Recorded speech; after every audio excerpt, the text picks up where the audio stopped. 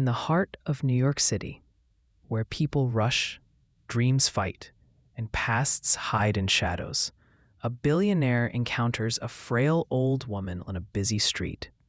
He thinks it's just a moment of kindness, but destiny has its own plans, because later that night, he finds her picture inside his late father's secret diary, a diary no one knew existed, and everything he believed about his father, his family, and his own identity begins to fall apart. This is the story of Ethan King, heir to one of America's richest families, and the mysterious old woman who changed his life forever. Rain poured over Manhattan like the sky was washing away its sins. Cars honked, tires splashed through puddles, and pedestrians hurried beneath umbrellas, each lost in their own world. But she stood still.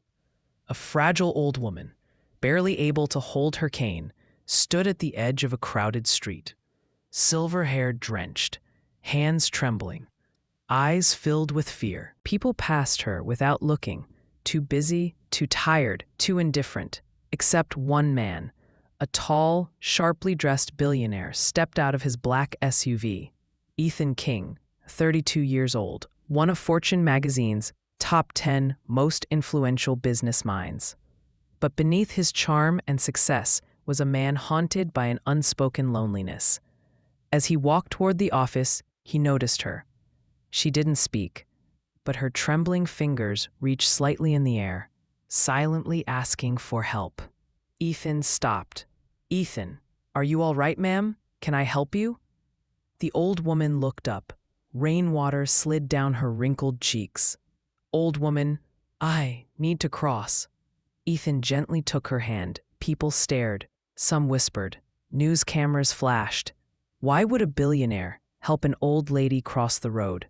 He didn't care. Slowly, carefully, step by step, he guided her to the other side. When they reached the sidewalk, she squeezed his hand.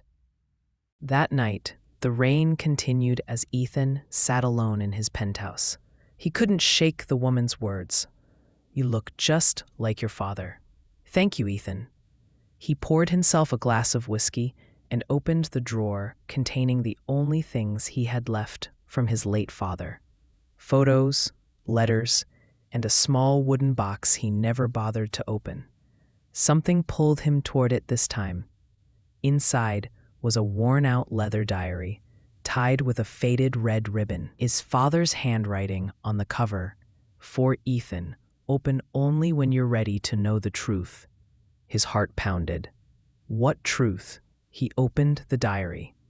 The first few pages were nostalgic memories: Ethan's childhood, his mother's smile, business struggles, victories. But halfway through, a photograph slipped out. A photo of the same old woman he helped today. Younger, beautiful, smiling, standing beside Ethan's father. Ethan's breath stopped. "Ethan, what is this?" He flipped to the next page, and there it was, a message from his father. The secret diary entry. "Her name is Eleanor Hart. I loved her long before my marriage. Circumstances tore us apart. Choices I regret even today. But she saved my life once. Ethan, if you ever find her, treat her with the respect she deserves. She is the greatest blessing I failed to keep." Ethan's hands trembled. His father had loved another woman, deeply, tragically, and the woman still remembered him, still recognized Ethan. Questions swirled inside him. Was Eleanor still connected to his father's legacy? Why did she vanish? Why did she appear now? Why did she know him? He had to find her, not as a billionaire, not as a public figure, but as a son searching for answers and a truth buried for decades. For the next 3 days, Ethan searched everywhere: hospitals, nursing homes, public records, taxi companies, local shelters, church volunteer lists. He hired private investigators. He scanned CCTV footage. He didn't care about meetings, profits, or press releases. He had a mission: find Eleanor Hart. One night, he received a call. "Investigator, "Sir, I think we found her." Ethan rushed to a small old age home on the outskirts of the city. Not luxurious, not government funded, just a humble place with peeling paint and a warm aura. As he entered, the caretaker recognized him. "Caretaker, you're here for Eleanor, aren't you?" Ethan nodded. The caretaker's eyes softened. "She talks about you. Says you're just like your father. Kind, stubborn, and too serious for your age." Ethan smiled for the first time in days and followed her. Eleanor sat by the window, knitting something. When she saw Ethan, she smiled. "Eleanor, I knew you'd come." He sat beside her, emotions choking his voice. "Ethan, how did you know my father?" Eleanor placed her hand over his. "Eleanor, because he loved me, and I loved him." She looked out the window, her eyes shimmering with memories. "Eleanor, we were young. Different worlds. Your grandfather didn't approve. Your father was forced to choose between the company and me. He let me go. But we never truly forgot each other." Tears filled Ethan's eyes. "Ethan, he wrote about you. He called you his blessing." Eleanor's lips curved into a trembling smile. "Eleanor, I kept his letters, every one of them, until the day he married." Ethan hesitated. "Ethan, why did you come to me that day?" Eleanor looked into his eyes. "Because your father asked me to. Because you needed to know where you come from. Not the wealth, not the E." Ethan swallowed hard. "Ethan, you knew him better than I ever did." Eleanor gently wiped his tears. "Eleanor, no, dear.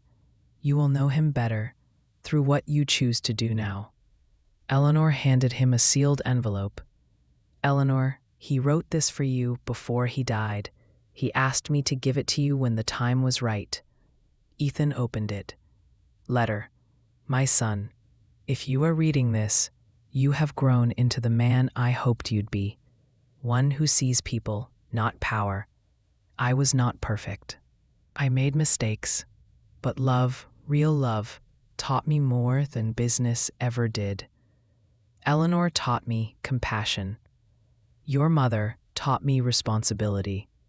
Both shaped the man I became, and now it's your turn to choose what shapes your life. Choose love, Ethan. Choose kindness. Choose purpose." Tears rolled down Ethan's cheeks. Eleanor placed her frail hand on his shoulder. "Eleanor, your father was proud of you, more than you know." For months, Ethan visited Eleanor daily. They talked about his father, about life, about regrets and hopes. Eleanor became the family he didn't know he needed. When she fell ill, Ethan brought the best doctors, the best care, but Eleanor knew her time was near. "Eleanor, if I close my eyes today, I will leave peacefully, knowing I helped you find your father." On her final day, Ethan held her hand. "Ethan, I won't forget you." Her last words were a whisper. "Eleanor, don't forget yourself."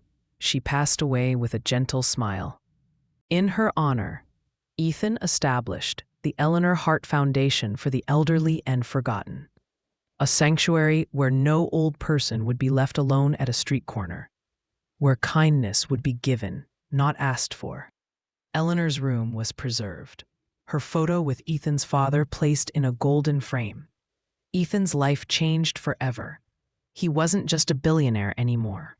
He became a man with purpose, a man carrying the legacy of two people who shaped him, his father and the woman his father loved. In a world chasing wealth and power, sometimes the richest moments come from the simplest acts of kindness. A billionaire helping an old woman cross the road became the moment that revealed a hidden past, transformed a cold heart, and built a legacy of compassion. Life always returns what you give. Kindness never goes unnoticed. Love never dies. And truth, no matter how deeply buried, always finds its way back. The end.